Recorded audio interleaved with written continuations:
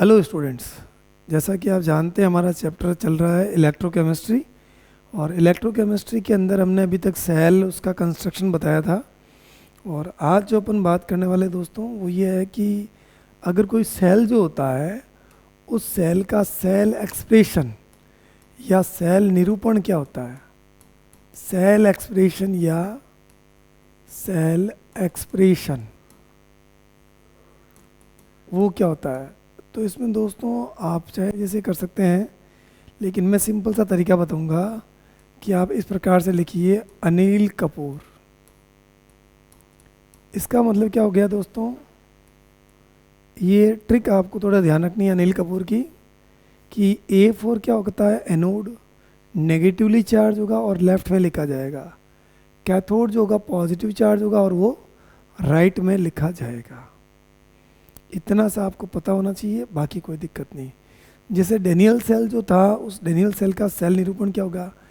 Zinc rod जो था वो किस में डूबी थी बेटा, ZnSO4 में। और ये क्या है, ये साल्ट ब्रिज को शो करता है। और जो मेरा कॉपर छड़ जो थी वो किस में डूबी थी बेटा बेटा कॉपर सल्फेट में। तो ये क्या हो गया, इसका सेल एक्सप्रेशन हो गया। ये कई बार ऐसा लिखा होता है और कई बार ऐसा भी लिखा होता है, Zn/Zn+2, तब भी एक ही बात है। और ये Cu+2 और ये क्या आ जाएगा Cu। फिजिकल स्टेट आप चाहो तो यहाँ लिख सकते हो सॉलिड है और ये क्या है, सॉलिड है। ये Aq है और ये क्या भाई Aq। ये जिंक सॉलिड था, ये Aq है, ये Aq है सॉलिड। तो दोस्तों यहाँ मैंने दोनों तरीके बताए हैं कि अपन सेल एक्सप्रेशन कैसे लिखते हैं। अब इसमें कई बार क्या होता है कि जैसे ये Aq लिखा ना, इसका मतलब इसका हमने सॉल्यूशन बनाया है पानी के अंदर, एक्वस सॉल्यूशन है ये। तो इसकी कंसंट्रेशन के साथ कैसे चेंज होता है। और अगर अपन बात करें कि जैसे अलग अलग केस के अंदर अपन बात करते हैं कि अपन किस तरीके से इनको लिखते हैं, तो वो वापस आएगा कंसंट्रेशन सेल के अंदर अपन बात करेंगे, तो वहाँ बताएंगे कि किस प्रकार से अपन इसको अलग अलग तरीके से लिख भी सकते हैं। ठीक है दोस्तों, फिलहाल ये डेनियल सेल था, डेनियल सेल का सेल निरूपण हो गया। अब चलते हैं दोस्तों आगे, और वो है हमारे पास चालकों के प्रकार। जो कंडक्टिंग सब्सटेंस जो होते हैं, चालक या चालकों के प्रकार। तो जो टाइप ऑफ कंडक्टर्स जो होते हैं वो क्या होते हैं भाई, type of conductors, type of conductors.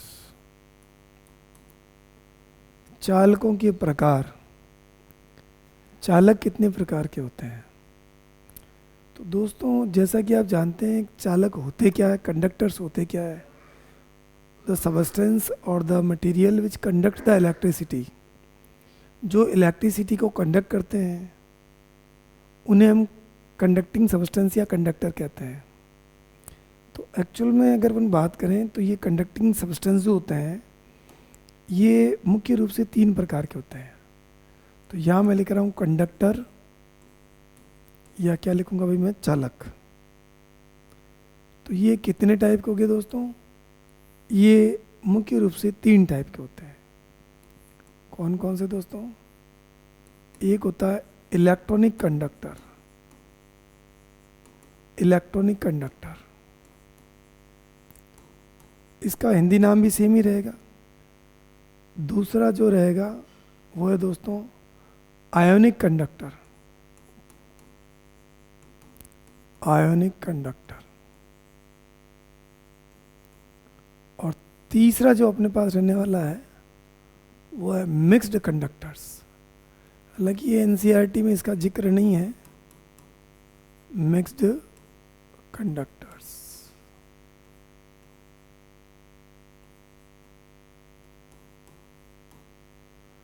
Mixed conductor.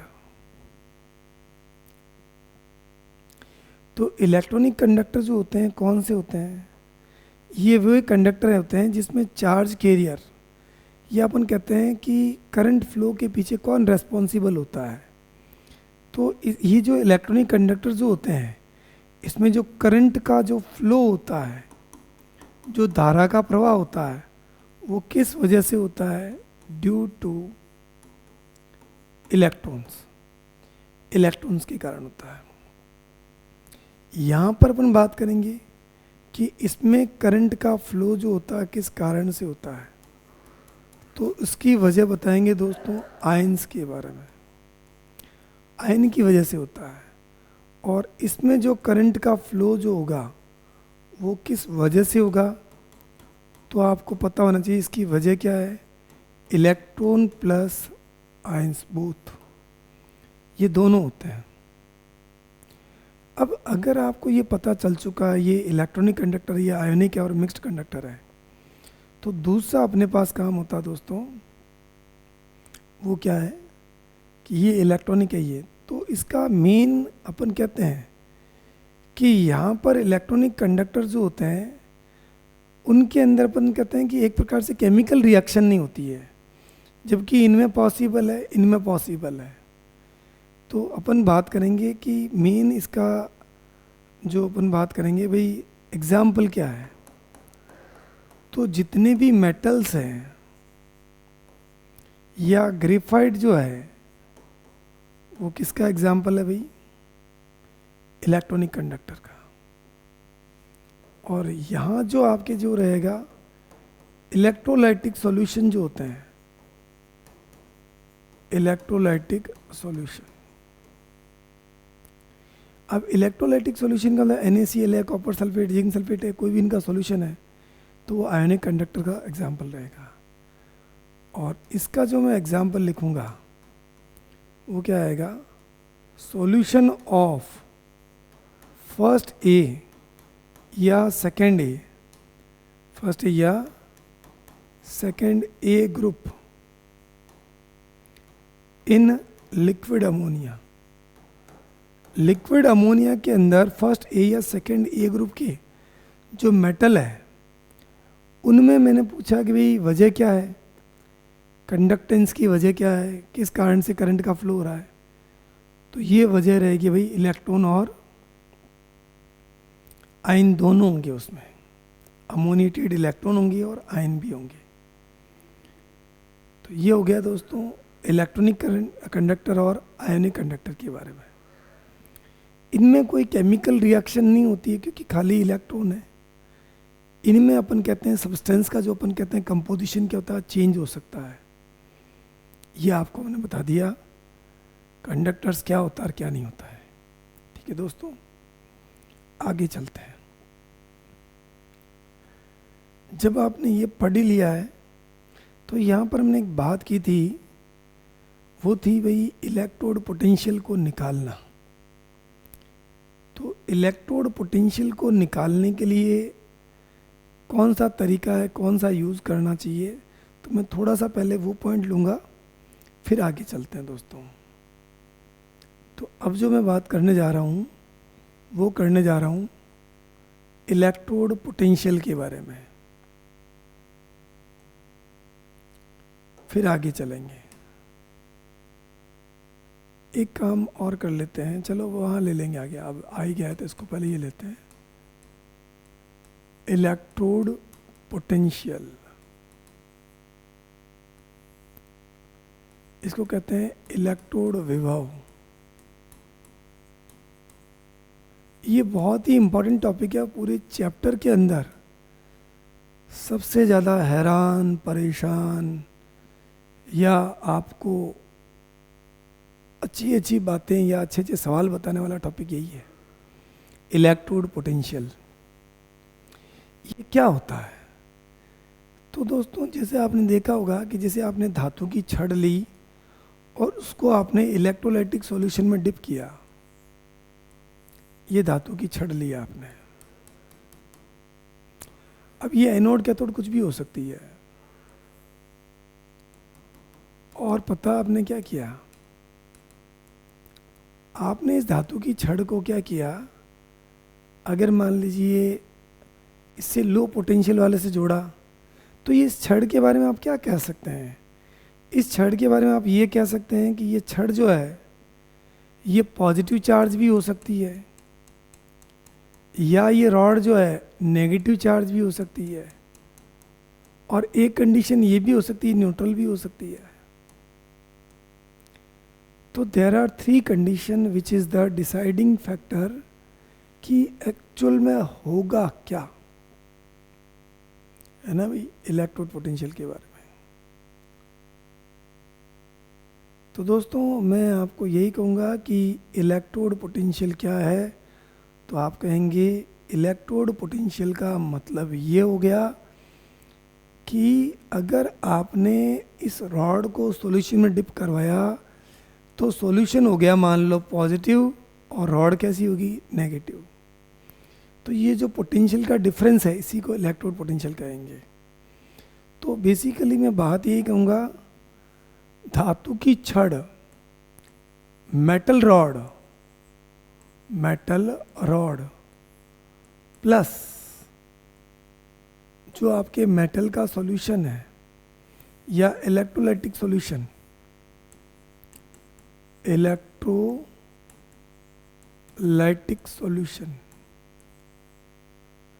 Solution इसके बीच में जो पोटेंशियल डेवलप होता है, इसके बीच में क्या होता है, जो potential develop,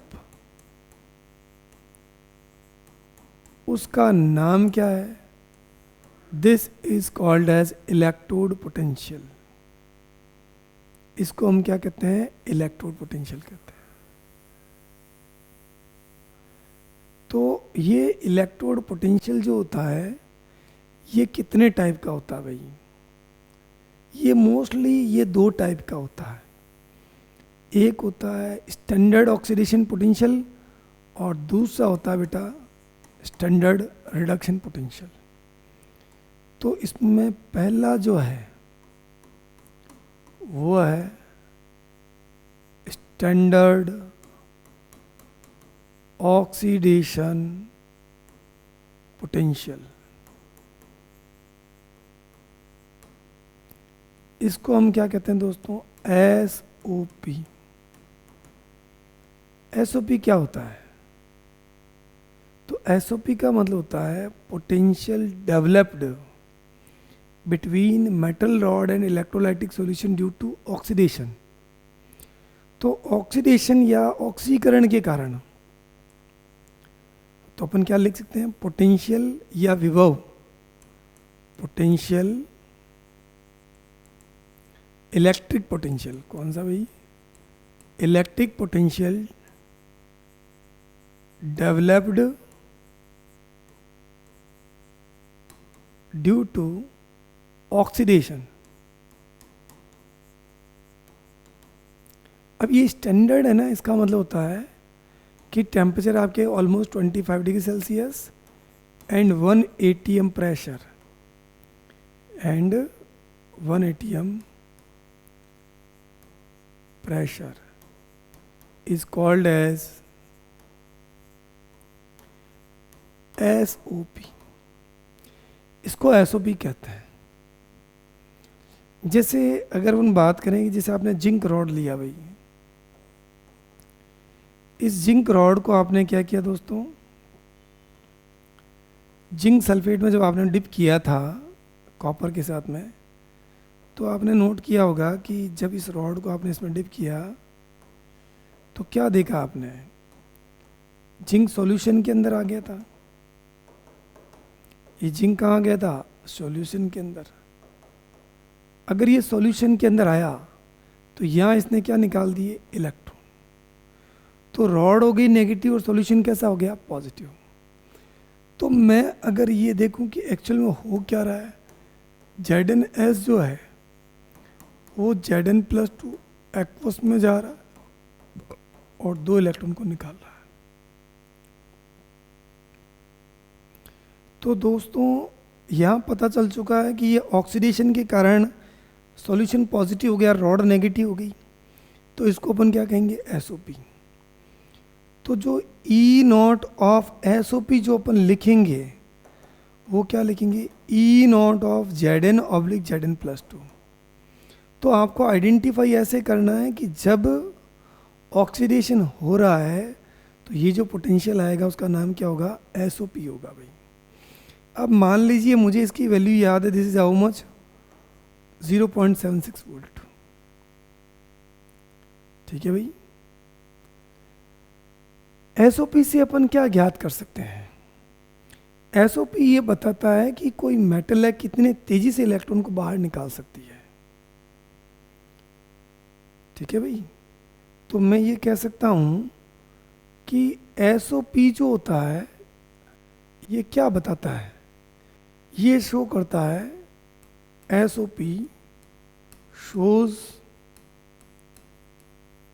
nature of metal to lose electron.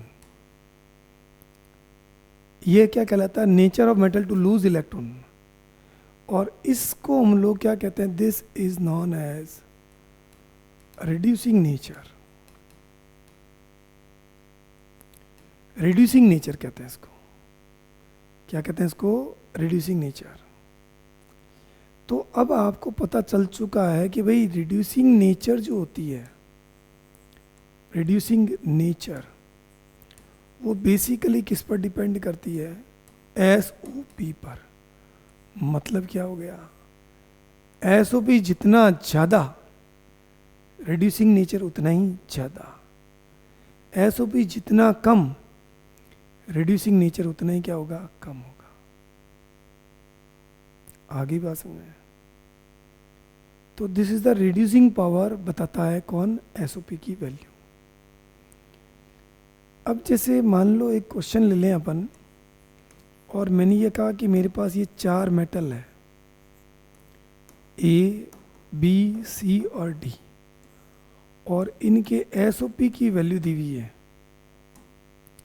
इनकी क्या दी हुई है, SOP -2.1 volt plus 2.1 volt, 0 volt, और ये माइनस का 1.1 वोल्ट, ये दे दिया भाई। और क्या पूछा इस क्वेश्चन के अंदर, right the correct order of SOP, so reducing nature, correct order of reducing nature. Reducing nature का क्या ऑर्डर होगा, तो अपन बात करेंगे दोस्तों, सबसे ज़्यादा जो रिड्यूसिंग नेचर होगी वो किसकी होगी भाई, बी की। क्यों, सबसे हाईएस्ट वैल्यू यही सी की है।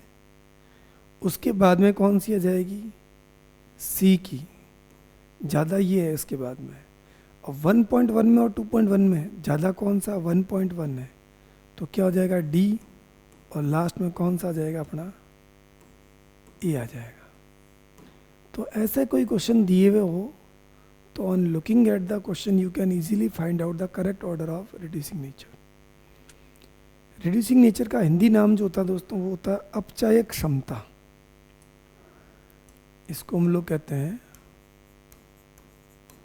अपचायक प्रवृत्ति कह दो या प्रकृति कह दो, क्षमता ये।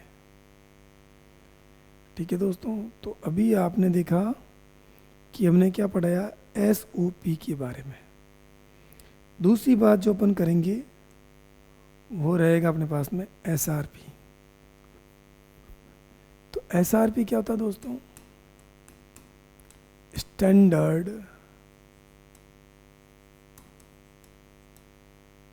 Reduction potential. इसका हिंदी नाम क्या भाई, या इसको हम लोग एसआरपी कहते हैं। इसका भी हिंदी बता देता हूँ आपको, इसका नाम क्या था, मानक ऑक्सीकरण विभव।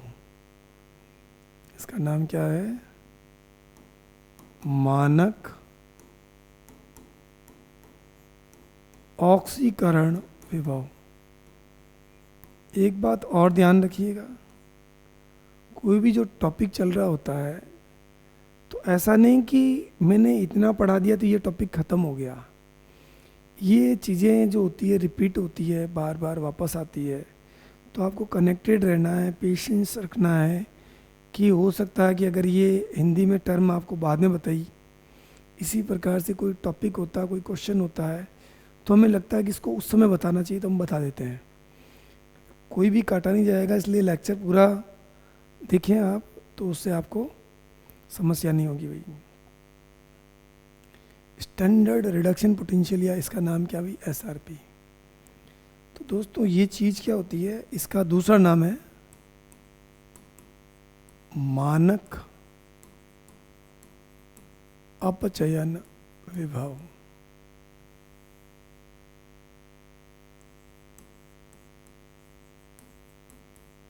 एसआरपी। अब ये क्या होता है भाई, मतलब वही बात हो गई, 25 डिग्री सेल्सियस ताप और 1 वायुमंडल दाब, ये स्टैंडर्ड कंडीशन होती है। वहाँ पर धातु की छड़ और विलयन के मध्य अपचयन के कारण उत्पन्न विभव को क्या कहेंगे, मानक अपचयन विभव। तो अपन क्या लिखेंगे, पोटेंशियल मतलब विभव, डेवलप्ड, डेवलप मतलब बना, बिटवीन इलेक्ट्रोड, वही मेटल इलेक्ट्रोड मान लो, electrode and solution due to, किस कारण से, due to reduction, due to reduction at, कहाँ पर बना, 25 degree Celsius temperature and 1 atm pressure is called as SRP। इसको हम क्या कहते हैं दोस्तों, SRP कहते हैं। तो ये तो आपको पता चल गया कि SRP होता क्या है। अब इसका अपन एग्जाम्पल लेते हैं। जैसे मान लीजिए ये आपके पास कोई कंटेनर है और इस कंटेनर के अंदर आपने क्या किया, कॉपर की रॉड को रखा है और इसको कनेक्ट कर दिया। तो इलेक्ट्रॉन उधर से इधर आए और सॉल्यूशन के अंदर जो कॉपर सल्फेट जो था Cu+2 और SO4-2, तो क्या देखा भैया आपने, आपने देखा कि यहाँ पर चला गया और ये जो 2 इलेक्ट्रॉन आए हैं, इन 2 इलेक्ट्रॉन को ये क्या कर लेगा, ले लेगा। तो रॉड के अंदर क्या हो गया, इलेक्ट्रॉन खत्म हो गए।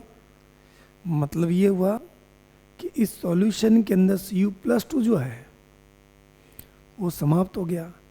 तो रॉड पर क्या आ गया, पॉजिटिव चार्ज आ गया और सॉल्यूशन में क्या हो गया, नेगेटिव चार्ज ही रह गया। तो एक पार्ट पॉजिटिव और दूसरा पार्ट क्या हो गया, नेगेटिव हो गया। इसे अपन क्या कहते हैं, पोटेंशियल डेवलप हुआ है रिडक्शन के कारण, इसका नाम क्या होगा, SRP। अब रिएक्शन अगर आप लिखना चाहें तो रिएक्शन क्या है भाई, आपकी रिएक्शन ये है, क्या है देखो तो, Cu+2 एक्वस, इसने 2 इलेक्ट्रॉन लिए और क्या बनाया, Cu सॉलिड। तो यहाँ आप क्या लिखेंगे, E0 ऑफ SRP जो आएगा वो क्या होगा, मतलब एक्चुअल में यह हो क्या रहा है, मान लो X है, तो E0 ऑफ SRP जो मेरे पास अगर मुझे शो करने के लिए कहें हैं, तो वो किसको शो करेगा, रिडक्शन को। तो Cu+2 किस में बदल रहा है दोस्तों, Cu में, और इसकी वैल्यू आपको याद नहीं रखनी है, ये मुझे याद है 0.34 वोल्ट। तो ये आपके पास आ गया भाई SRP का एक्सप्रेशन। तो इस रिएक्शन से हमें पता क्या चला, पता हमें ये चल रहा है कि मेटल आयन जो है वो कितना क्विकली इलेक्ट्रॉन को कैप्चर कर रही है। तो इलेक्ट्रॉन को कैप्चर करने की ये जो पावर होती है, इसको अपन कहते हैं ऑक्सीडाइजिंग पावर, सॉरी हाँ, पावर का नाम ऑक्सीडाइजिंग पावर होगा और ये एसआरपी से डिसाइड होती है। तो यहाँ हमारे पास एक नई बात आ गई, एसआरपी क्या शो कर रहा है। तो अपन कहेंगे दोस्तों एसआरपी शोज, ये दर्शाता है nature of metal to gain of electron, to gain electrons, electron को गेन करने की नेचर को शो करता है। This is called as SRP, इसको एसआरपी कहते हैं। अब एसआरपी ने ये बताया, और ये जो nature to of metal to gain the electron, इसको हम लोग क्या कहते हैं बेटा, ऑक्सीडाइजिंग पावर।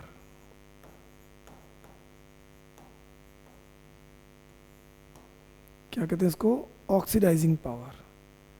हिंदी में क्या कहेंगे इसको, ऑक्सीकारक क्षमता कहेंगे इसको।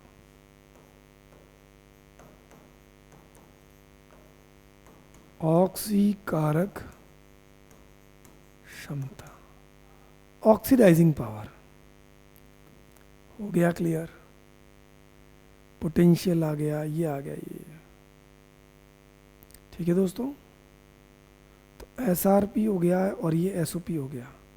तो अब फाइनली हमारे पास एक कंक्लूजन निकल गया। तो कंक्लूजन क्या निकला, ऑक्सीडाइजिंग पावर जो होती है is directly proportional to the SRP. SRP जितना ज्यादा होगा, ऑक्सीडाइजिंग पावर उतने क्या होगा, ज्यादा होगा। ठीक है, अब यहां पर एसआरपी की ये प्रोपोर्शनल है, तो एसओपी की क्या हो जाएगा, इन्वर्सली प्रोपोर्शनल। इसका उल्टा होता है। तो अभी थोड़ा सा अपन पहले एक क्वेश्चन करते हैं, फिर इसको और डिटेल से बताते हैं। जैसे क्वेश्चन लिया, इसमें दिया हुआ 4 मेटल दिए हुए, पी, क्यू, आर और एस, और यहां मैंने क्या दे दिया, इसका एसआरपी। एसआरपी कितना दिया हुआ है, -2.6 volt plus 0 volt plus 2.6 volt, और ये माइनस का 0.6 वोल्ट। अब क्या पूछा गया आपसे, write the correct order of their oxidising nature. तो ऑक्सीडाइजिंग नेचर या ऑक्सीडाइजिंग पावर का ऑर्डर क्या रहेगा, करेक्ट। ऐसे क्वेश्चन आपको मिलेंगे, ऑर्डर ऑफ ऑक्सीडाइजिंग पावर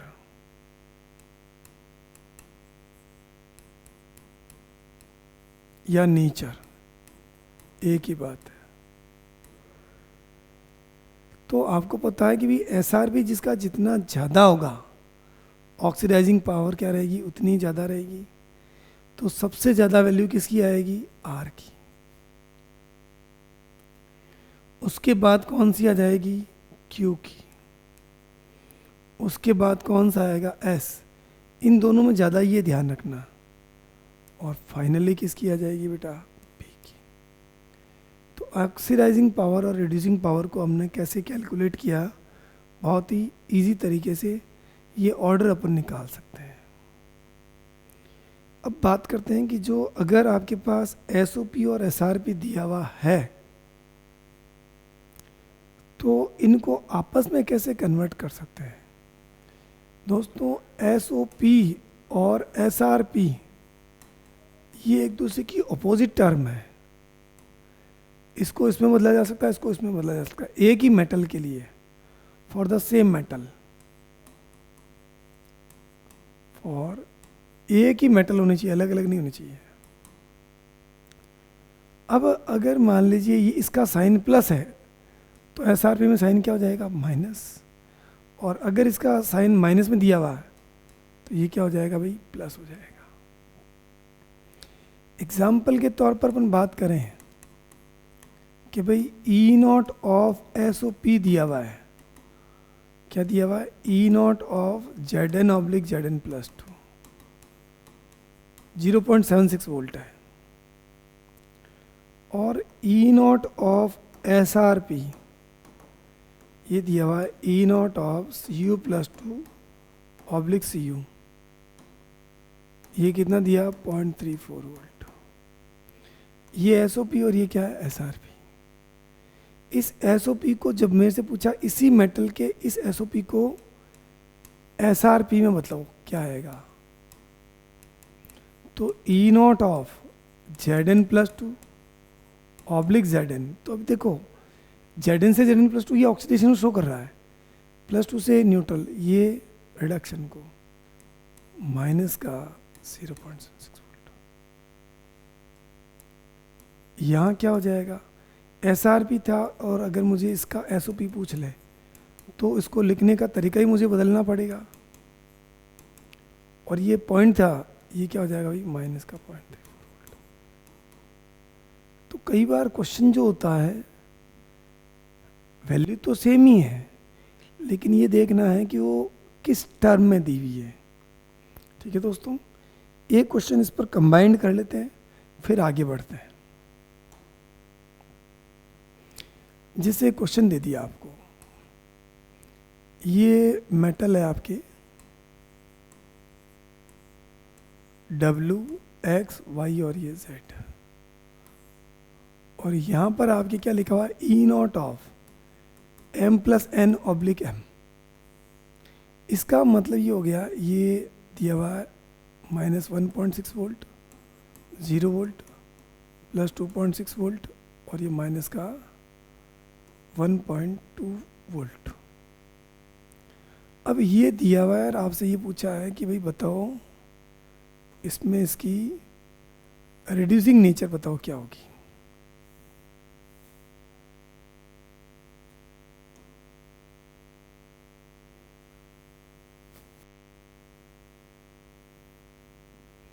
तो दोस्तों अगर आपको रिड्यूसिंग नेचर्स की निकालनी है तो कैसे निकालेंगे आप, तो आपको पता है कि ये जो मुझे दिया हुआ क्या दिया हुआ, ये एस आर पी दिया हुआ है। अगर ये एस आर पी है, जब आप इसे एस ओ पी में कन्वर्ट करेंगे तो पता है क्या होगा, जब एस ओ पी में कन्वर्ट करते हैं तो मुझे एक बात पता होना चाहिए कि यहाँ पर आपके पास जो लिखेंगे वो कैसे लिखेंगे, E naught of M oblique M plus N, और ये माइनस का क्या हो जाएगा प्लस 1.6 वोल्ट, ये वो सेम ही रहेगा माइनस का 2.6 वोल्ट। इससे क्या ये क्वेश्चन आपके बिल्कुल आसान हो जाएगा।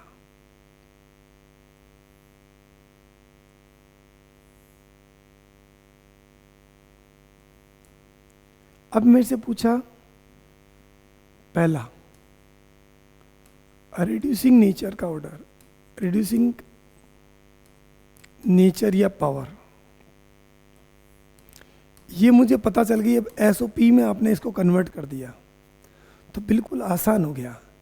सबसे ज़्यादा किसकी हो जाएगी, डब्ल्यू की, फिर किसकी हो जाएगी भाई, जेड की, उसके बाद किसकी हो जाएगी, एक्स की, और सबसे लास्ट किसकी हो जाएगी, वाई की।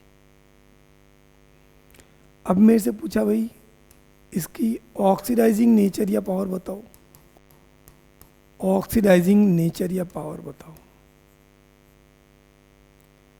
तो ये किसके प्रोपोर्शनल होगी, एस आर पी की। जितना ज़्यादा ये इतना ज़्यादा। अब एस आर पी सबसे ज़्यादा किसका होगा दोस्तों, एस आर पी आपके पास दिया सबसे ज़्यादा किसका है, तो आपको पता चल गया वाई का। उसके बाद किसका करेंगे आप, उसके बाद क्या हो जाएगा भाई एक्स, उसके बाद कौन सा हो जाएगा जेड, लास्ट में क्या हो जाएगा डब्ल्यू। वो ऑर्डर जस्ट इसका उल्टा रहेगा। तो कुल मिलाकर के हम ये बात सीख चुके हैं कि अगर आपको खाली एक दे दें तो दूसरा भी अपन निकाल सकते हैं। एसआरपी दिया तो बस साइन बदल दो, उसको एसओपी में कन्वर्ट कर लो, तो इससे कई क्वेश्चन जो आपके दिए हुए हैं बहुत आसानी से आपके हो जाएंगे। ठीक है दोस्तों, तो यहाँ तक हमने एसओपी एसआरपी के बारे में बात की थी। अब अपन बात करेंगे कि अगर किसी रिएक्शन के अंदर एसओपी एसआरपी दिए होते हैं या इनका डिसीजन कैसे किया जाता है, ये बात करेंगे अपन। तो देखो दोस्तों, जो SRP E naught of SRP या ई नॉट ऑफ एसओपी, इनकी वैल्यूज होती है। इनकी क्या होती है? वैल्यूज। अब ये वैल्यूज जो होती है, जैसे अभी आपने देखा था जिंक के लिए आपने एसओपी की वैल्यू 0.76 वोल्ट देखा था, ये वैल्यू आती कैसे है? तो ये किसको इंक्लूड करता है? इट इंक्लूड्स, ये किसको इंक्लूड करता है? ये बहुत सारी चीज़ों को इंक्लूड करता है। इंक्लूड्स, ये किसके बेसिस पर ये कैलकुलेट की जाती है? Delta H of IP, IP देखी जाती है। डेल्टा एच ऑफ ईजी वो देखा जाता है।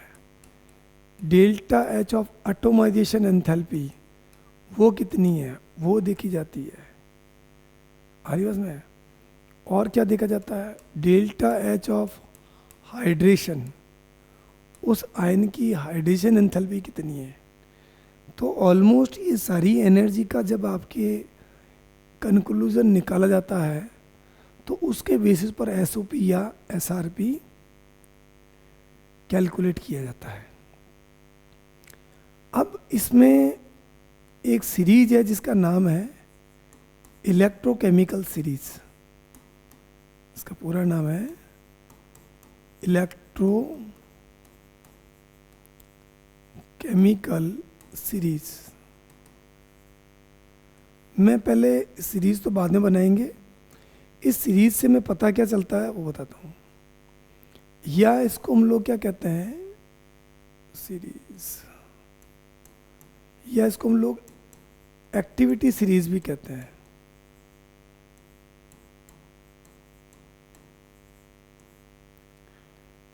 ये क्या होती है भाई? अगर मैं पूछता हूँ ईसीएस का बेस क्या है, किस बेसिस पर बनाई गई है, तो अपन ये लिख सकते हैं it is based on the value of SOP या एसआरपी। यह एसओपी या एसआरपी की वैल्यू पर बेस्ड है। दूसरी बात, ईसीएस हमें क्या बताती है? ईसीएस हमें बताती है रिलेटिव रिएक्टिविटी, मतलब ऑक्सीडाइजिंग ऑर्डर और रिड्यूसिंग ऑर्डर को ये शो करती है, नेचर को। इट शोज रिलेटिव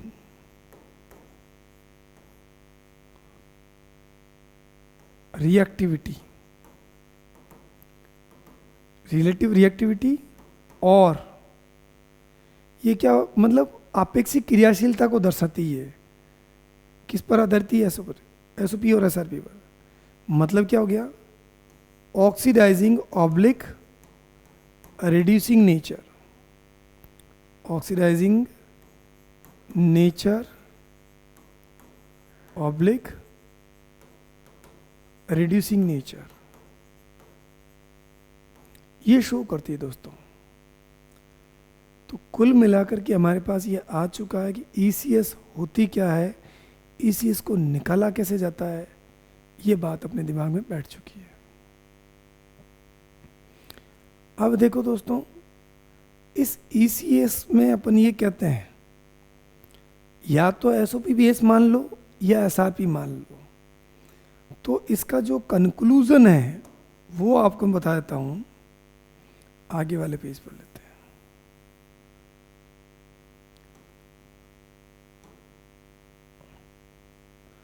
अच्छा, एक पहले ये ध्यान रखना, reactivity of metal, reactivity of metal ये किस पर डिपेंड करती है? ये डिपेंड करती है रिड्यूसिंग पावर पर या रिड्यूसिंग नेचर पर। मतलब इसका बेस ये होता है। और रिड्यूसिंग नेचर किस पर डिपेंडेंट होती है? एसआरपी पर। और अगर मैं कहता हूँ ऑक्सीडाइजिंग नेचर का मतलब आपको पता चल गया, oxidising sorry reactivity of non metal, of non metal, non metal fluorine chlorine bromine जो भी आ गया ये वाला, ये इसकी जो रिएक्टिविटी किससे डिसाइड होगी बेटा? ऑक्सीडाइजिंग पावर से या ऑक्सीडाइजिंग नेचर से। और ऑक्सीडाइजिंग नेचर जो होती है, अच्छा ये SOP लिखना था ना भाई, ये SOP है और ये क्या हो जाएगा? SRP। ये दो बात पता होनी चाहिए।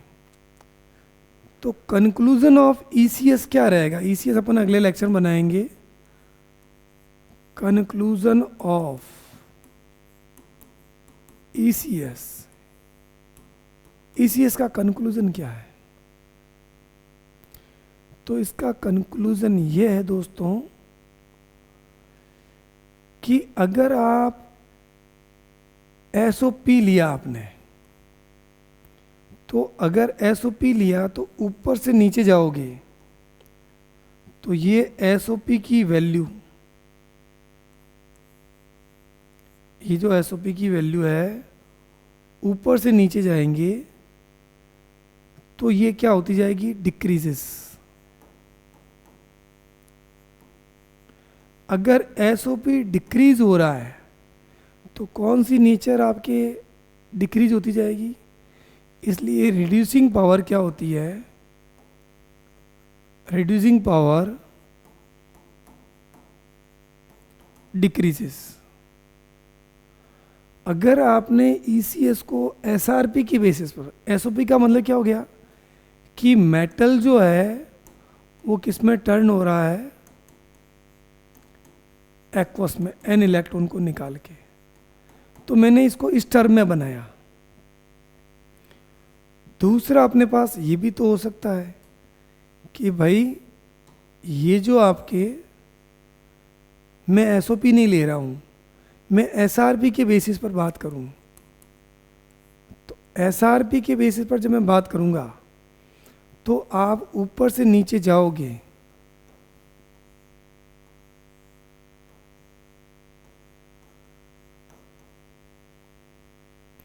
जब SOP आपने देखा डिक्रीज हो रहा है तो SRP क्या होगा दोस्तों?